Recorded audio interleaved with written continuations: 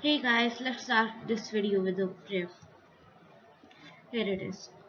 He whom the grace of mercy aideth, though he be but a drop, shall become the boundless ocean, though he be but a drop. He shall shine even as a radiant star. That's something I had to write for my junior youth empowerment program. That's a prayer we wrote, and we wrote lots of things. Today I'm going to be teaching you guys some new words to learn, and today we are going to be learning about Dale Carnegie, who is my favorite author. He's written my favorite books, and one of them is How to Stop Worrying and Start Living Life, and the other one is How to Win Friends and Influence People. These two are my favorite books. So about Dale Carnegie. He was born on November 24th, 1888 in Maryville, Missouri, USA. His last name was then spelled as Carnegie. He spent his childhood living and working on the family farm while attending school. After graduating from the State Teachers College in Warrensburg, Missouri, Carnegie worked as a traveling salesman until 1911, when he quit his job and moved to New York, where he attended the famed American Academy of Dramatic Arts. Carnegie did not enjoy the experience of acting and realized his skill lay in public speaking. He began to teach people the art of public speaking and achieved early success. His first book, Public Speaking and Influencing Men of Business, was published in 1930. During his incredibly successful career, Carnegie wrote more than 10 books.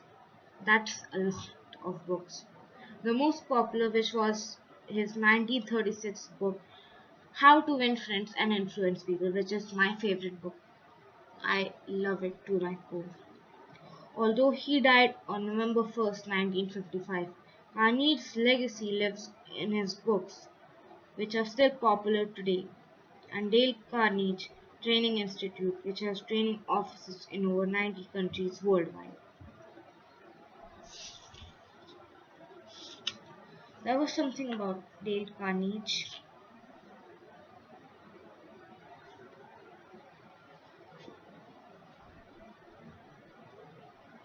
And one of my famous quotes of him was, I think, something about honey. Uh, yeah, if you want to collect honey, don't kick over the beehive, which is such a good quote, simplified in just one sentence, the entire synopsis of trying and success. Some new words we're going to learn today are, one of them is very popular and used these days. The word is amist, or amid, or amist. So amist basically means, it's spelled AMIDST. AMIDST. It means in the middle of something.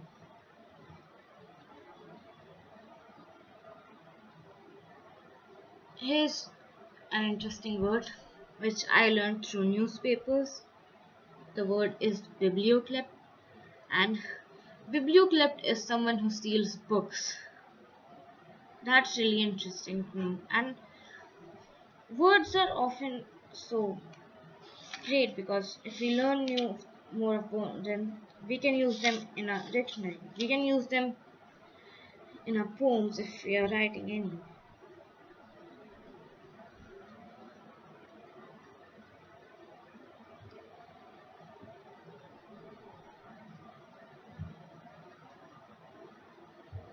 Here's a very famous word, term, as I say. It's classy. We all use this word every day. You know what I'm talking about. We know what I'm talking about. Classy is something stylish and sophisticated. The adjective forms, however, are classier and classiest. You cannot say more classy or most classy. That's really funny. And here's this word. I actually did not know what it meant, but I saw this word on Reddit, and it basically gives you a label for your post. So, but here it actually means a natural ability or talent, like stylishness. So here's the thing. There are two different words, flair, which is what I just said, and we don't have to confuse it with the other word, which is flare, flare, which basically means burn or gradually become wider.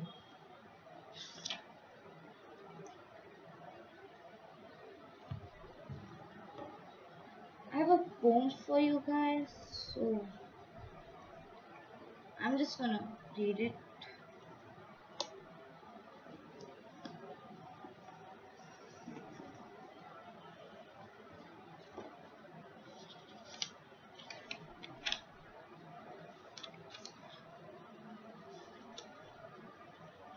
Here's it. So this poem was in a book, and I think the book was called A Great uh, Stories by Peace Prize winners. And one of the stories which I read was really fascinating. It was called The Man Who Was. And there was this poem given in the story, and I really loved it, so I copied it down. Here it goes. The earth gave up her dead that tide. Into our camp he came, and said his say, and went his way, and left our hearts aflame. Keep tally on the gun butts go, the vengeance we must take, when God shall bring full reckoning for our dead comrade's sake. Now, this is a poem about some soldiers who basically lost a companion through shooting, I guess. And there are some words in it which might be confusing, like a flame. A flame is very simple, it's burning, it means burning. Vengeance, however, means revenge, and reckoning is the punishment of bad deeds. Comrade is obviously a companion or a friend. Now, this poem was written by Ballet. His name was Ballet, Ballad. That's a generic name.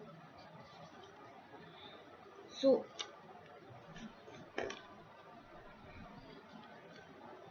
here's another word we can learn for today, accolade. Accolade spells ACCOLADE.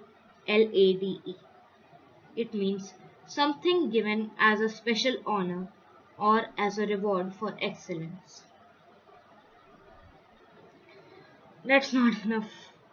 I'm gonna add just one more word, and that would be, what would that be? And guess what that would be? Well, I'm still guessing. Don't know about you.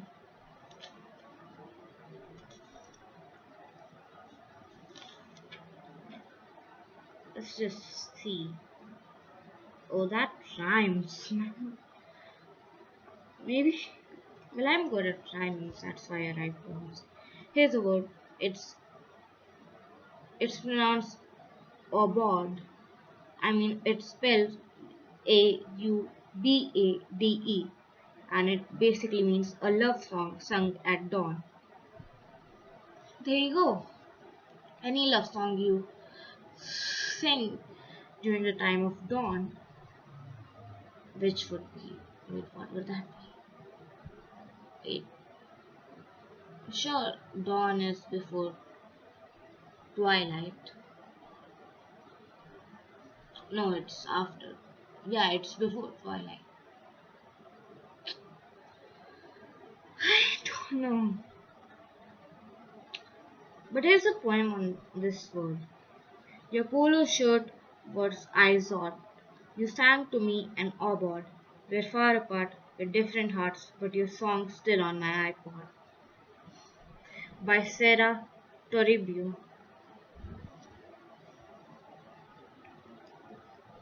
And we can learn a word substitute which is like a synonym. So the synonym of small can be tiny, minute, diminutive, petite, or little.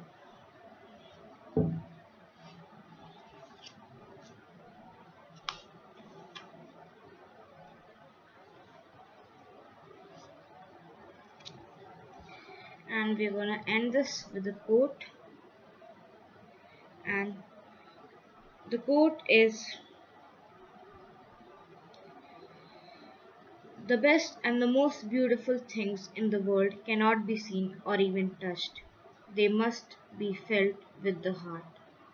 By Helen Keller, one of my favorite inspirations. You didn't ask what for, but uh, I mean, she was really great woman and she's done enough. So that's one of my inspirations. Thank you.